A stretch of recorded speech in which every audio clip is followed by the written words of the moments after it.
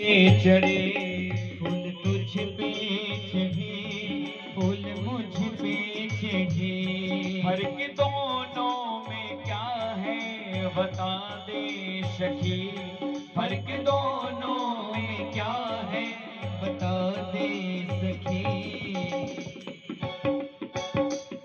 तू पिया के चली मैं पिया से चली, तू पिया के चली मैं पिया से चली, एक डोली चली एक अर्थी चली, एक डोली चली एक अर्थी चली, फर्क दोनों में क्या है बता दे सखी, फर्क दोनों में क्या है बता दे सखी।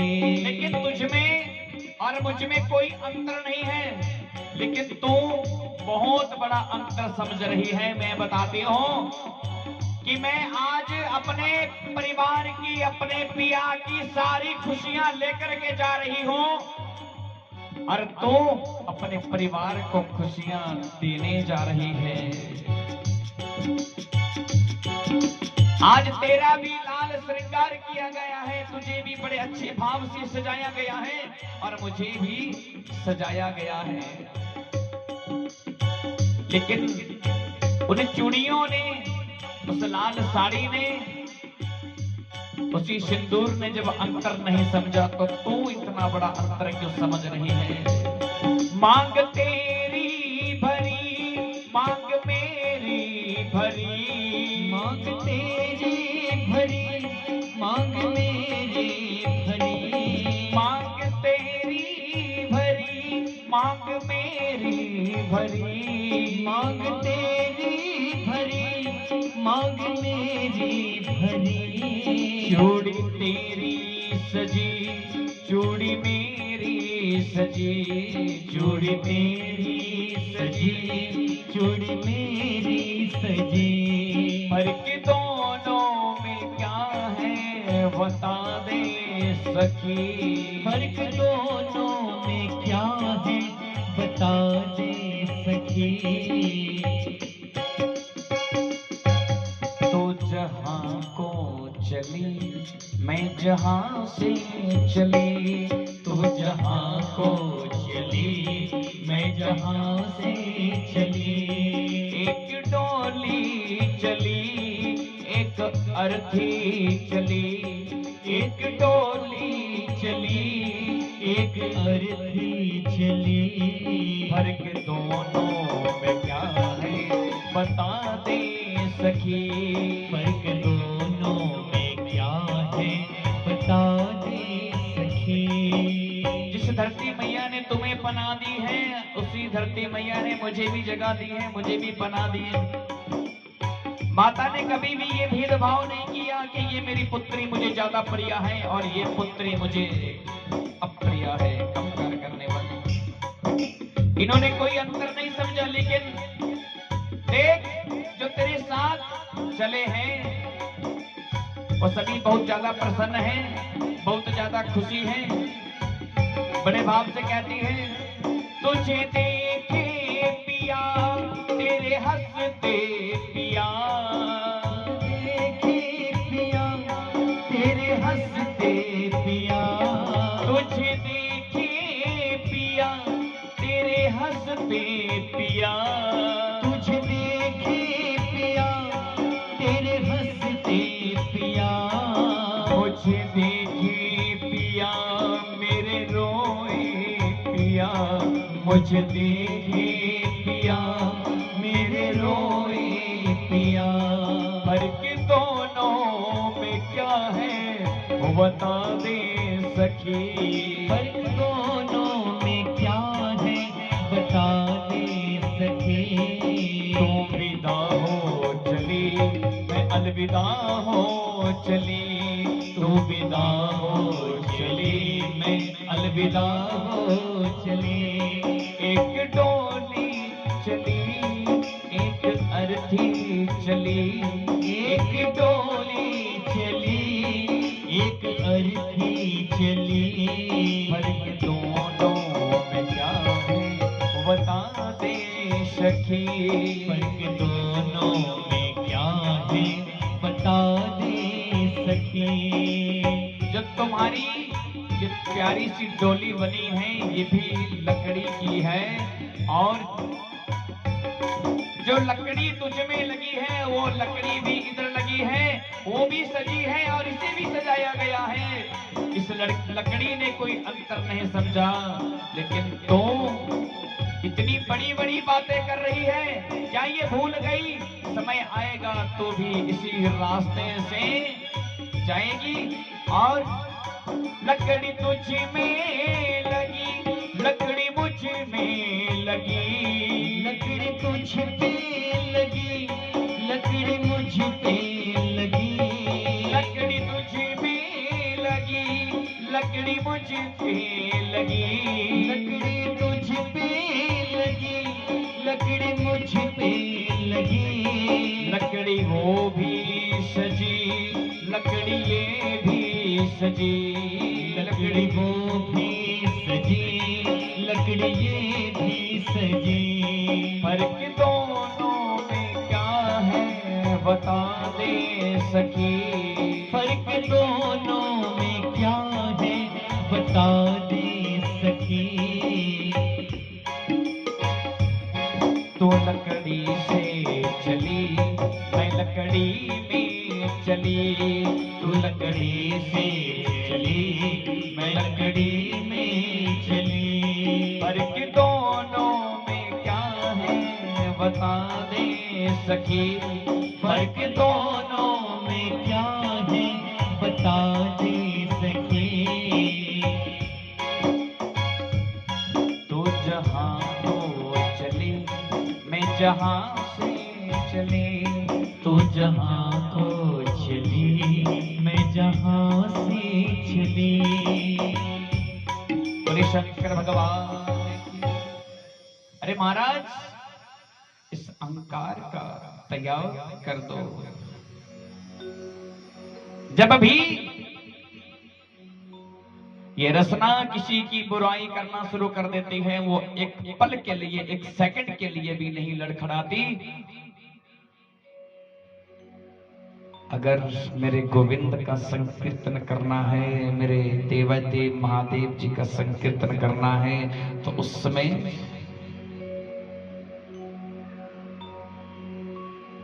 ये बार बार आदमी के इस ध्यान को विचलित कर देती है।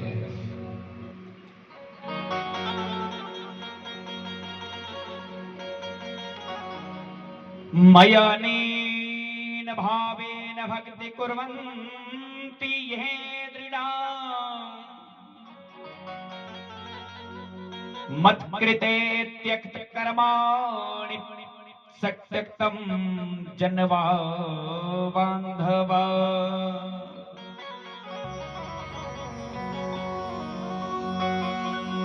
बोले कलयुग का प्राणी अपने मन को बस में नहीं कर सकता।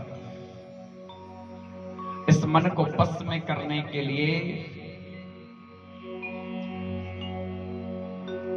उसे अपनी 5 कर्मेंद्रियां और 5 ज्ञानेंद्रियों को एकाग्र करना पड़ेगा।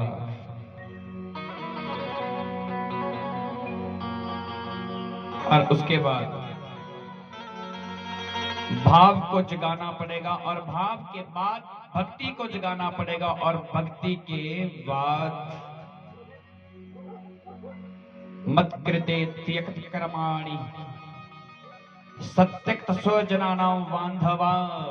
जिस समय यह सर्व प्रकार का इस मन को बोध हो जाएगा, उसके बाद वो धीरे धीरे सभी से दूर होता जाएगा, और उसके बाद वो किस स्वरूप को धारण करेगा। बड़े शंकर भगवान की।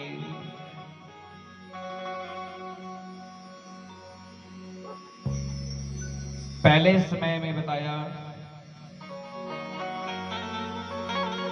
कि भक्ति करनी कब से शुरू कर देनी चाहिए। बोले शंकर भगवान की।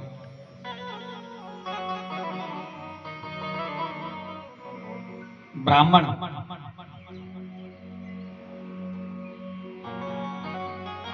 सर्वप्रथम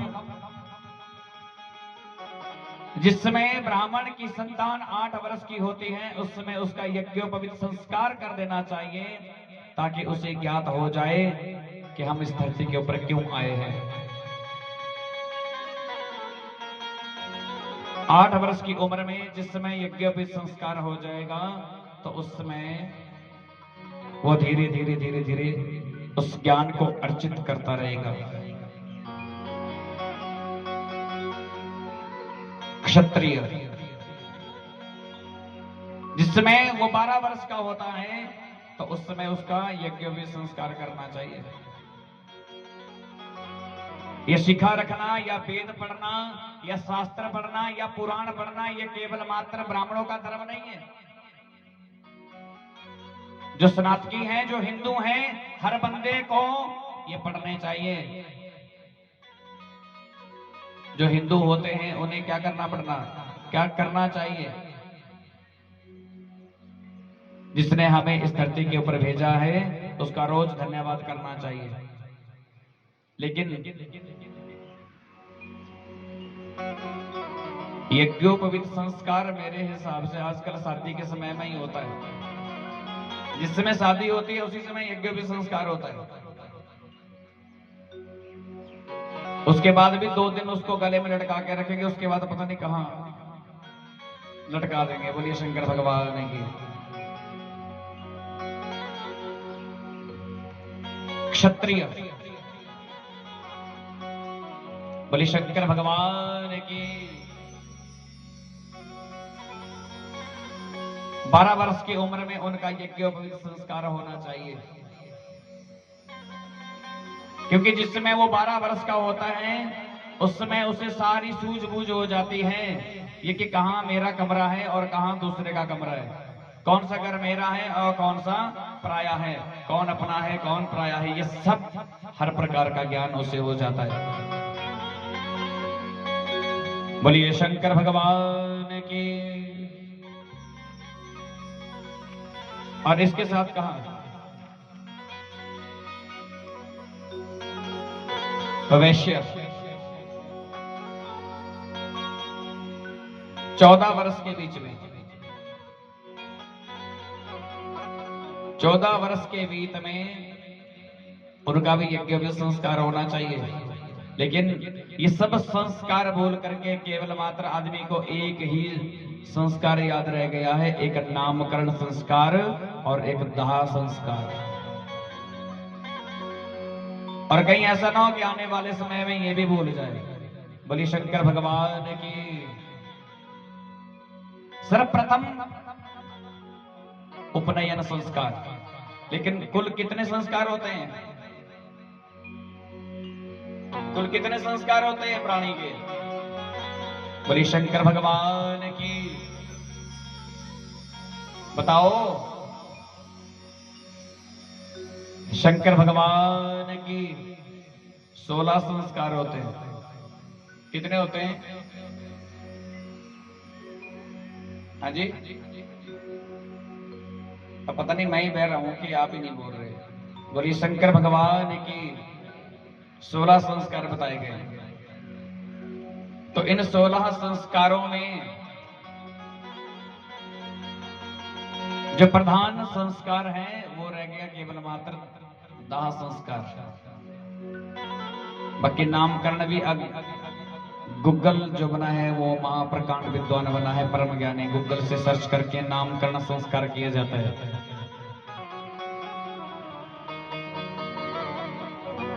प्रभु कहते हैं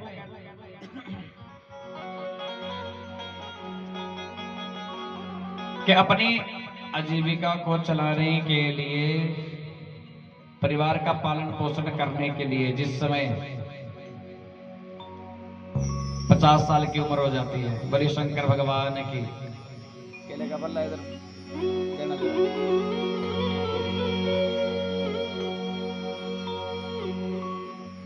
दे दो, ऐसे ही दे दो, दे दो इधर।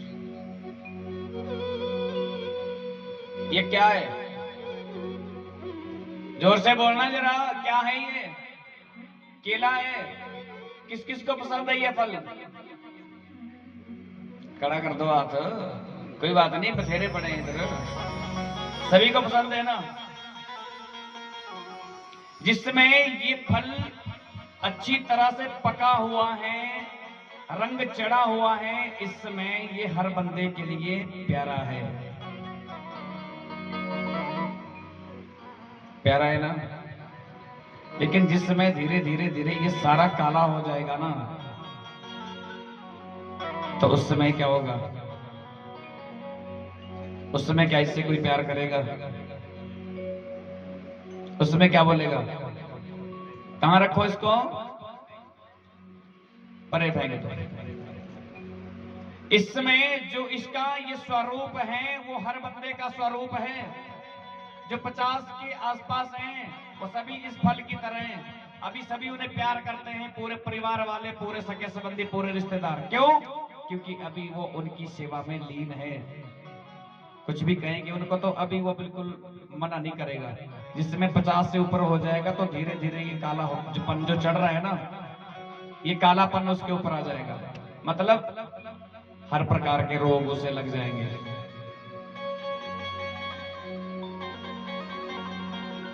जिस तरह से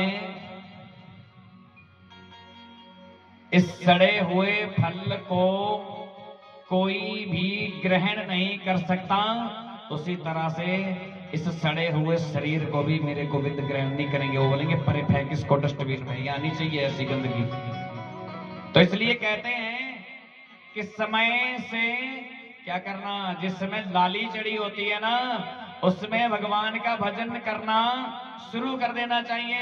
नहीं ऐसा ना हो कि यमराज के दूत यहां से ले जाकर के कहां फेंक दे, किसी गंदे नाले में फेंक दे और वहां पे कोई देखने वाला भी ना हो। बोलिए शंकर भगवान की।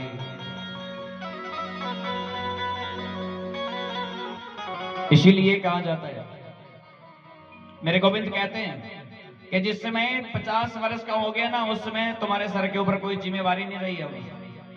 अब क्या करना, धीरे धीरे उन जिम्मेवारियों से मुक्त हो जाओ। लेकिन ज्यादा मोह तो उसके बाद ही पड़ता है। पर वो कहते हैं कि उसके बाद भी अगर थोड़ी सी उनसे छुटकारा पा करके सर्वान धर्मान परित्यज्य मापेकम शरणं व्रज अहं सर्व पापेभ्यो मोक्षयिष्यामि मा शुचः। अगर तो इसके बाद भी सर्वान धर्मान परित्यज्य माम शरणं गता, क्या से पहले तूने जो कुछ किया, जिस भी धर्म में गया, चाहे तू जो मर्जी पाप किया, सर्वान धर्मान परित्यज्य माम एकम शरणं गता, के केवल मात्र अब भी तू समय रहते ही मेरी शरण में आ जाता है तो मैं तुम्हें सभी पापों से मुक्त कर दूंगा। अहम त्वाम सर्व पापेभ्यो मोक्षयिष्यामि मा शुचः। मैं तुम्हें सभी पापों से मुक्त करने के बाद मोक्ष को प्राप्त करवा दूंगा। बोलिए शंकर भगवान। और मोक्ष की प्राप्ति कब होती है? जिस समय ये हाथ यूं हो जाते हैं। कैसे हो जाते हैं? अभी ये ऐसे नहीं होते, अभी ये ऐसे रहते हैं। और ऐसे कब होते हैं? जिस समय अगर कोई सोने का कंकड़ या गले में कोई मंगलसूत्र या कुछ भी होगा तो उस समय उसे भी खोल लिया जाता है, कहीं साथ नहीं चला जाए कुछ। उस समय बिल्कुल भी अगर आप बहुत सारा धन भी कमाते हैं तो उसके बाद भी जो आगे आपका कर्म होगा, इसके बारे में देवादेव महादेव जी ने आगे बताया। इसकी महिमा बाद में करेंगे। तो यहां पे बताया मोक्षयिष्यामि मा शुचः। मोक्ष कई शमशान घाटों के ऊपर लिखा होता है मोक्ष धाम, लिखा होता है ना। तो जिस समय प्राणी मोह का क्षय कर देता है तब जाकर के वो मोक्ष को प्राप्त होता है। इस मोह का क्षय करना, इसका त्याग करना बहुत बड़ी बात है। बोलिए शंकर भगवान की।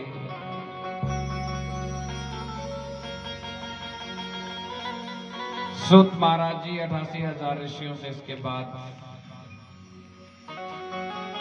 बड़ी अच्छी बात कहते हैं और पूछते हैं,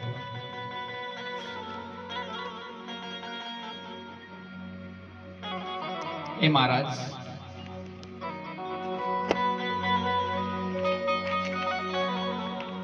इसके बाद